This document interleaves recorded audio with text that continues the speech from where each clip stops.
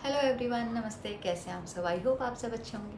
तो आज मैं आप लोगों के साथ अपनी लाइफ की बहुत इम्पोर्टेंट चीज़ शेयर करने वाली हूँ। यस, वो है मेरी शादी।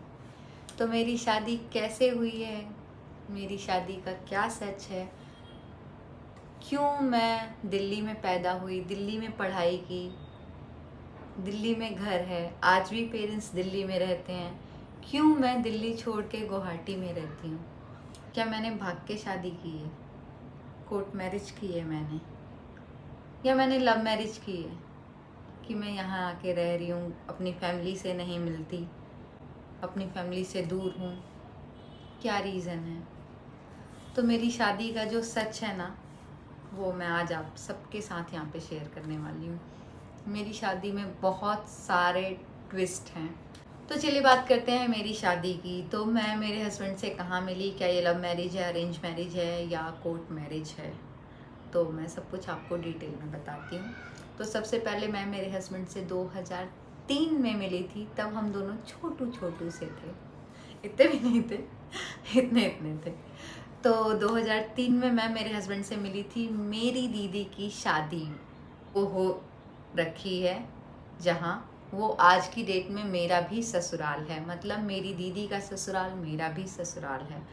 पर मेरे हस्बैंड मेरी दीदी के देवर नहीं हैं।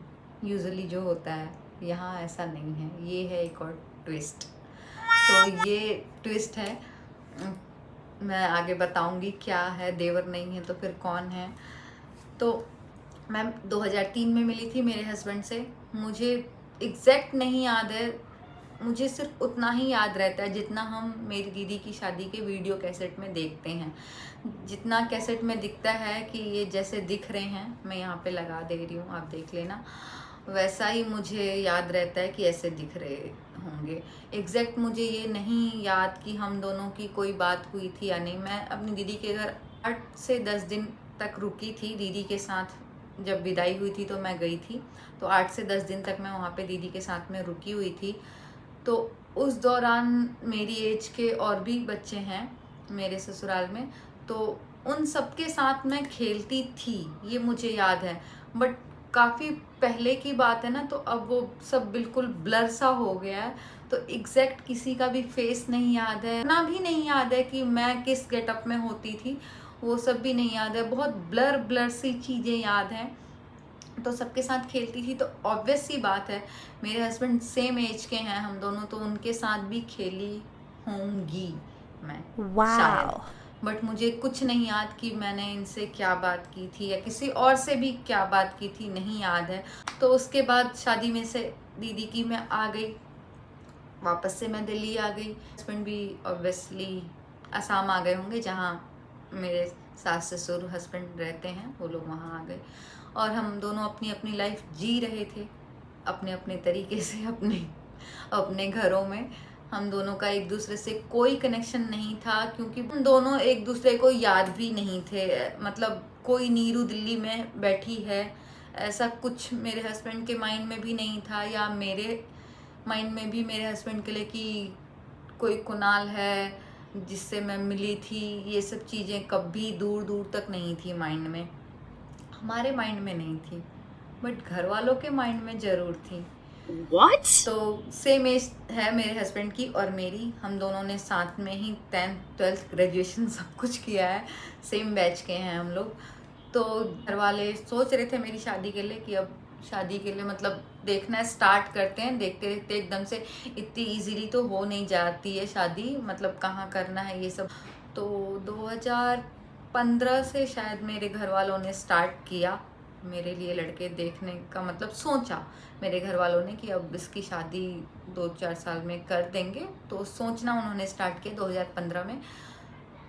पता नहीं 2015 था या 14 था, मुझे एग्जैक्ट याद भी नहीं है, क्योंकि मैं इन सब चीज़ों में इन्वॉल्व नहीं थी। ये फैमिली के डिसीजंस होते हैं, बड़े लोगों के, मतलब पेरेंट्स के। और बड़े लोगों मतलब मेरी बड़ी दीदी, जीजा, मम्मी पापा, ये सब लोग। हम बच्चों का इसमें क्या ही इन्वॉल्व होना होता है। तो मुझे एग्जैक्ट इसीलिए नहीं याद है। तो फर्स्ट मेरे घर वालों ने मेरे ससुर जी से ही बात किया था। मतलब मेरी दीदी से मेरे पापा ने बोला था कि तुम्हारा भतीजा, यस, मेरे हस्बैंड मेरी दीदी के देवर नहीं हैं, भतीजा हैं। भतीजा मीन्स मेरे जो जीजा हैं, अपने मेरे जीजा हैं, उनके बड़े भाई के बेटे हैं। मतलब मेरे जो ससुर जी हैं वो मेरे जीजा के बड़े भैया हैं, मेरी दीदी के जेठ हैं। क्लियर हो गया होगा आपको कि मेरी दीदी के जेठ के बेटे से मेरी शादी हुई है। तो उस टाइम पे बात हुई तो फिर मतलब थोड़ा अटपटा सा हो जाएगा, तो फिर इस टॉपिक को यहीं पे क्लोज कर दिया। दोनों साइड से फैमिली ने यहीं पे क्लोज कर दिया। देन मेरे लिए और भी मतलब बहुत जगह रिश्ते की बात चली, मेरी बहुत जगह चली, 15 से 20 जगह चली होगी जहाँ तक मुझे याद है। सम रीजंस कहीं कुछ होता, कहीं कुछ 19-20 सम रीजंस नहीं हो पा रहा था कुछ भी। और मतलब लड़का दिखता कैसा है कोई भी मुझे डिसाइड करने की ज़रूरत ही नहीं पड़ती। हमेशा जब भी फ़ोटोज़ आती थी मैं देख लेती थी। मैं कभी किसी भी फ़ोटो पे कुछ भी मेरा रिएक्शन नहीं होता था कि अच्छा है बुरा है क्या है, मैं बिल्कुल रिएक्ट नहीं करती थी, मैं शांत रहती थी। और मेरे बिहाफ पे मेरी बहन रवीना वो रिएक्ट करती थी। एक जगह मतलब उसे लगा कि ये मेरी बहन के साथ बिल्कुल मैच नहीं करता, इसकी हाइट कम है और ब्ला ब्ला। तो और वहाँ पे मेरे पापा थोड़ा ज़्यादा इंटरेस्ट दिखा रहे थे, तो मेरी बहन को लगा कि बस अब तो ये इसकी शादी कर देंगे इससे। तो एज ए जीजा वो लड़का उसे नहीं चाहिए था, तो वो मेरे पापा से भी लड़ गई सबसे। उसने बोल दिया नहीं, यहाँ तो नीरू दीदी की शादी नहीं होगी, साथ में दोनों चलेंगे। वो फ्यूचर का भी सब कुछ सोच लेती थी कि साथ में चलेंगे, कैसे लगेंगे ये लोग, बिल्कुल अच्छा पेयर नहीं लगेगा, एज ए कपल नहीं अच्छे लगेंगे ये लोग। तो वो मम्मी को भी समझा देती थी कि यहाँ पे ये इसके साथ नहीं अच्छा लगेगा, दोनों का मैच नहीं है, ये है वो है, ऐसे करके। फिर पापा से भी 1-2 बार उसकी बहस हो गई। पापा का वहाँ पे बहुत ज़्यादा इंटरेस्ट दिख रहा था कि पापा को लग रहा था अच्छी फैमिली है, सब कुछ अच्छा है, तो थोड़ा 19-20 होगा, चल जाता है, कर देता हूँ शादी, ऐसा था। तो वो कह रही थी नहीं नहीं नहीं नहीं नहीं, यहाँ तो शादी किसी भी हाल में नहीं होगी। तो बस जैसे भी करके फिर पापा भी मान गए मेरे। पापा जी ने भी मना कर दिया कि ठीक है नहीं करूँगा वहाँ शादी। अगर मतलब नहीं अच्छा होता था तो मेरे पेरेंट्स मान जाते थे कि हाँ पैसे से कोई फ़र्क नहीं पड़ता, बट ऐसा तो होना चाहिए कि जो मतलब बेटी के साथ मैच करे। अब मैं 20-22 साल की हूँ उस टाइम पे, 23 साल की, 24 साल की, और कोई 35 साल का लड़का है, माना वो बहुत ज़्यादा पैसे कमा रहा है, पर है तो वो 35 साल का। तो पेरेंट्स भी इस चीज़ को समझते थे मेरे, तो उन लोगों ने ऐसे किसी भी जगह पे मेरा रिश्ता नहीं करने का सोचा। फिर एक जगह सब कुछ ठीक था, लड़का भी मेरी बहन को भी अच्छा लगा था, फैमिली में सबको अच्छा लगा और सब कुछ ठीक था। डिफेंस में था वो लड़का। 2 बार उसके घर वाले आए थे मुझसे मिलने, मुझे देख के गए थे, बहुत अच्छा टाइम स्पेंड करके गए थे, 2-2 बार आए थे हमारे घर। सब कुछ वहाँ पे फाइनल हो गया। उन लोगों की तरफ से भी डिसाइड था कि हाँ मैं पसंद हूँ, शादी करनी है, ये है वो है। मेरे पापा भी लड़के से मिल चुके थे, सब कुछ ठीक था। उसकी किसी और स्टेट में जॉब थी उस टाइम पे, मतलब उसकी पोस्टिंग किसी और स्टेट में हो रखी थी, तो वहाँ पे वो जा रहा था। तो पापा रास्ते में उससे मिल लिए थे रेलवे स्टेशन वगैरह पे, ऐसा कुछ सीन था। और उसका नंबर मुझे दे रखा था, उसके बड़े भैया भाभी आए थे उन लोगों ने, और मेरा नंबर उस लड़के को दे रखा था। और उन लोगों ने, मुझे अभी भी याद है, क्लियरली बोला था कि तुम बात किया करो उस लड़के का नाम लेके, और वो भी तुमसे बात करेगा, क्योंकि लाइफ तुम दोनों को ही साथ में स्पेंड करनी है। तो जब तक शादी नहीं होती है एक दूसरे को जान लोगे, तुम दोनों के लिए ईजी हो पाएगा साथ में रहना, तो तुम दोनों को ही है तो बात करना। बट ना कभी उस लड़के को मैसेज किया। मुझे बहुत ऑकवर्ड सा लग रहा था कि मैं रैंडमली ऐसे किसी लड़के को क्या ही मैसेज करूं। मैंने, मेरे माइंड में भी नहीं आया, नंबर मेरे पास था उस लड़के का, और उस लड़के ने भी कभी मुझे नहीं कोई मैसेज किया, लड़के ने भी कभी नहीं, मैंने भी कभी नहीं। रीजन हमारी शादी कैंसिल हो गई। मतलब मेरी शादी बेसिकली वहाँ से कैंसिल हो गई। फिर वहाँ से मेरी शादी कैंसिल हो गई। फिर एक दो जगह और बात चली। फिर 2015 में मेरे हस्बैंड, मुझे एग्जैक्ट याद नहीं है कि जॉब पर्पज से गए थे या ऐसे ही घूमने गए थे, शायद ऐसे ही घूमने गए थे। ये कोलकाता गए थे, वहाँ से दिल्ली गए थे ये। तो फिर ग्रेजुएशन का एग्ज़ाम तो दे ही चुके थे हम दोनों 2015 में। फिर ये वहाँ पे गए। फिर इन्हें दिल्ली बहुत अच्छा लगा। अभी भी ये दिल्ली जाते हैं तो मतलब ऑब्वियसली मेरा घर है तो मैं खुश होती हूँ, बट मुझसे कहीं गुना ज़्यादा ना मैं इनके फेस पे देख पाती हूँ इतनी खुशी, एक्साइटमेंट, छोटे बच्चों की तरह। मतलब कहते ना हवाओं में खुशी मिल गई हो, वैसा सा सीन हो जाता है इनके साथ। दिल्ली जाते ही बहुत खुश होते हैं। इन्हें दिल्ली बहुत अच्छा लगता है, बहुत सब कुछ। बहुत सारी मेरी तो मतलब शादी से पहले की पूरी मेमोरी है, इतने साल की मेरी तो मेमोरी है, तो ऑब्वियसली मेरे को तो अच्छा लगेगा ही। बट इनको भी दिल्ली बहुत अच्छा लगता है, बहुत ज़्यादा अच्छा लगता है दिल्ली इन्हें। तो ये दिल्ली में गए। फिर वहाँ पे ये जॉब करने लगे। तो ये रहते थे मेरी दीदी के घर, मतलब अपनी चाची के घर, जो कि मेरी दीदी है। तो मेरी दीदी हमारे पापा ने जो घर बनाया है वहाँ पे रहती थी। हम लोग, जो लोग मुझे पर्सनली जानते हैं उन्हें पता होगा कि हम दिल्ली में दूसरी जगह रहते थे। हम साउथ दिल्ली साइड रहते थे पहले, और पापा ने जो घर बनाया है वो दूसरी साइड बनाया है। तो वहाँ पे मेरी दीदी रहती थी, तो दीदी के साथ ये रह रहे थे। और कभी कभी जाते रहते थे। तो पापा ने देखा, तो काफ़ी टाइम पहले माइंड में थी पापा के दीदी के वो चीज़ें, तो शादी करने की, सेम एज के हैं हम लोग। तो फिर से जब पापा ने फेस टू फेस देखा, फिर रैंडमली कभी पापा की दीदी की कुछ बातचीत हुई होगी, मुझे एग्जैक्ट नहीं पता कि क्या बातचीत हुई, लिंक हमारी शादी। तो उसके बाद फिर मेरी सास से भी शायद मेरी दीदी की कभी कुछ, मेरी सास हैं जो आज की डेट में, वो मेरी दीदी की जेठानी हैं। आप लोगों को बोला था नीरू की शादी कुणाल से करने के लिए, बट आप लोगों ने बोला रिलेशन ख़राब हो जाएगा, अटपटा सा हो जाएगा, कि चाची सास बन जाएगी इधर, वहाँ पे दीदी है।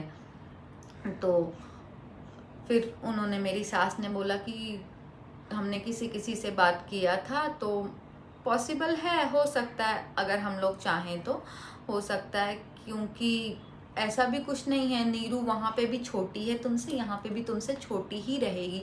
तुम वहाँ पे भी बड़ी हो, यहाँ पे भी तो तुम बड़ी ही रहोगी।